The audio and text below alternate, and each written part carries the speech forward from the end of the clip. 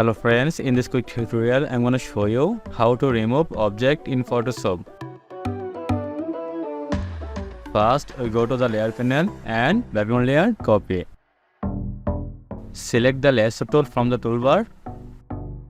Select the subject if you want to remove. Then go to the edit menu, click on the fill. Choose contour your fill.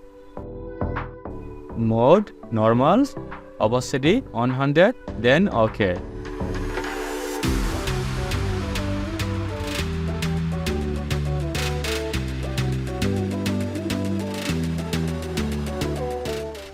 As a scene.